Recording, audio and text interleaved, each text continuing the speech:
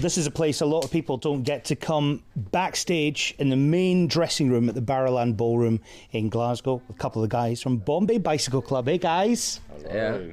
Yeah. Ed, you were just about falling asleep there. Yeah, we've been playing long shows now, so we're all kind of tired out. We also went out last night and DJ'd in Newcastle for Saturday night, so we're all kind of a bit worse for wear today. A Saturday night DJing in Newcastle. The girls don't wear any clothes in Newcastle on a Saturday night, do they?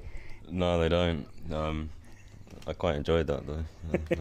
But yeah, I don't know how they do it. Well, actually, to be fair, it's not really that cold this time of year. But well, the colder it is in Newcastle, the less clothes they wear.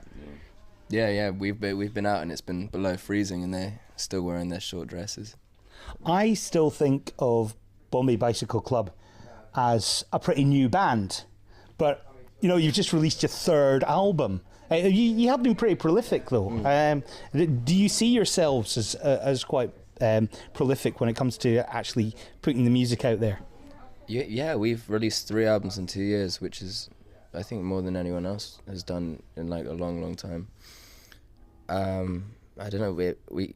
Our touring kind of suffers because we record albums all the time. We haven't really toured an album up until this point and this tour, and we're going to do it properly from now on. Well, with Flaws, it was more of an acoustic album. Does that make it easier to go back and make something that is a bit more sort of electric guitar led? Because you're almost into a different state of mind doing a different sort of album. Yeah, sort of. I mean, it was always our intention to go back to our more original sound. So obviously the first album was more electric. Yeah, Flaws. At the time, we kind of saw Flaws as a kind of side project thing, but kind of grew into something a lot bigger than we expected, and so I guess it is kind of our proper second album now. I bet a different kind of fix sort of confused people who were expecting another Flaws. Yeah, I think both albums confused people. Flaws confused everyone that liked the first album, and then I guess people who are into Flaws might not be into this one. But I get with Flaws, we kind of threw everyone off. Like, I don't think people really know what to expect from us now. And we've released 3, as you said, 3 very different albums.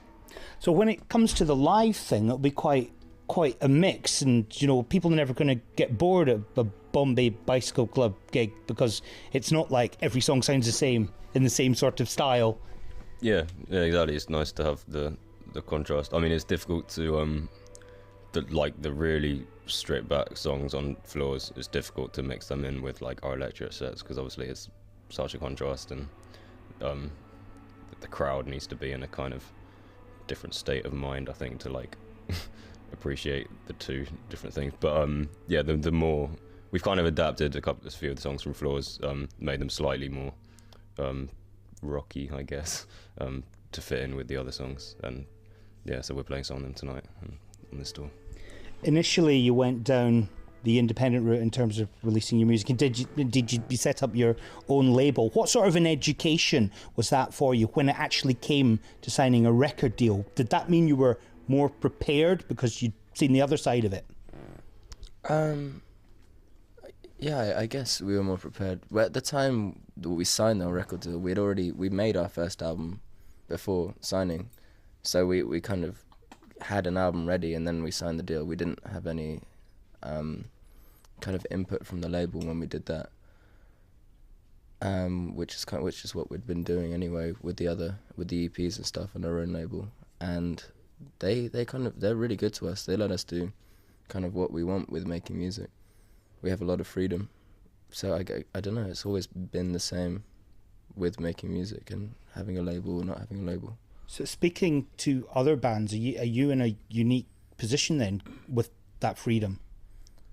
Yeah, I think a lot of other bands have a lot more people having input on their music, and with us it really is just us, and then 1 or 2 other people from the label will come in and we'll talk to them, but they kind of let us be.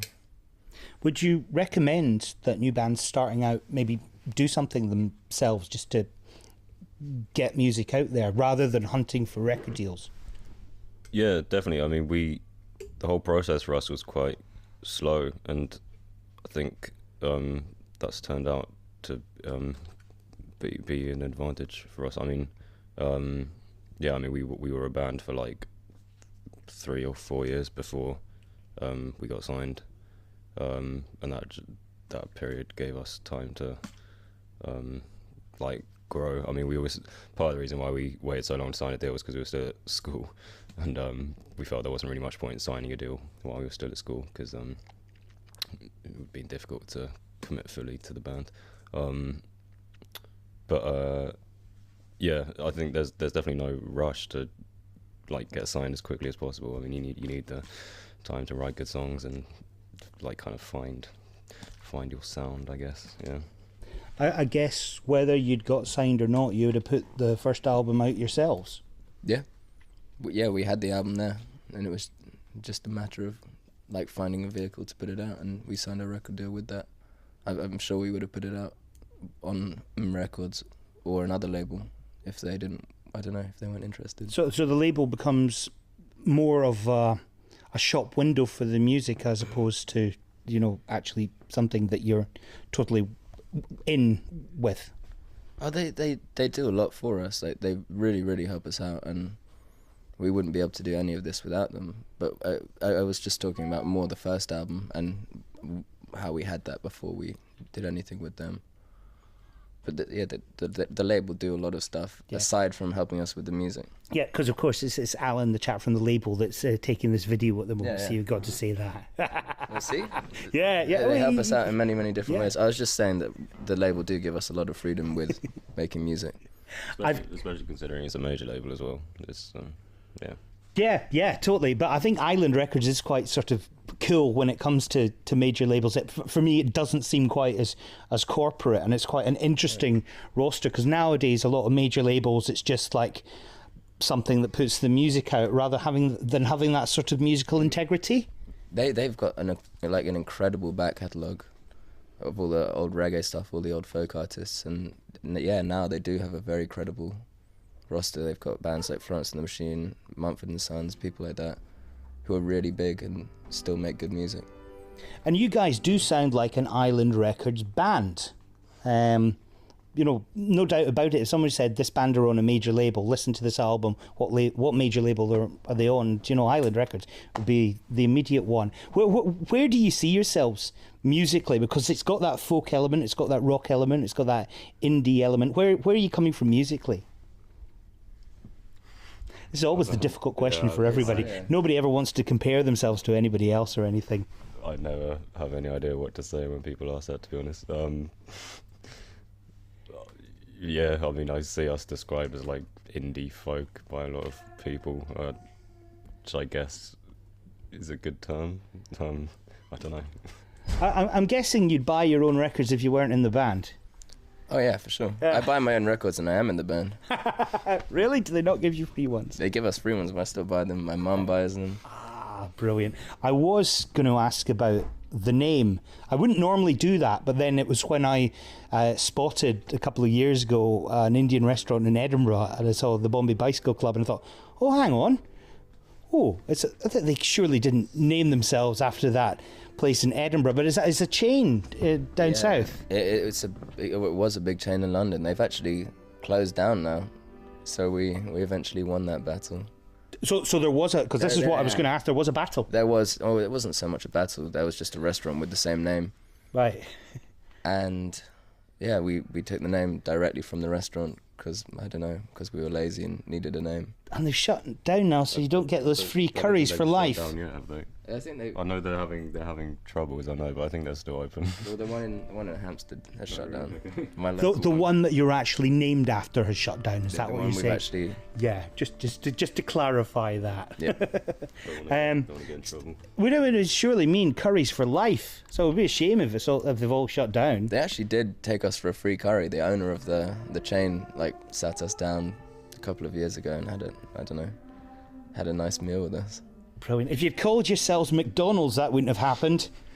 Yeah. We should, now they've closed down, we should change our name to something else, like another Indian restaurant. Yeah, I think you should call yourselves the Ferraris. yeah, Or the Porsche, the Lamborghinis. We're gonna hear the new single now on In Demand Uncut. Would you like to introduce it? Suren has the best voice for this stuff. Oh, I'm liking it. Voiceover man. Hello, we're Bombay Bicycle Club, and here is our new single, Lights Out, Words Gone, on, In Demand Uncut. yeah. That's the one. This is In Demand.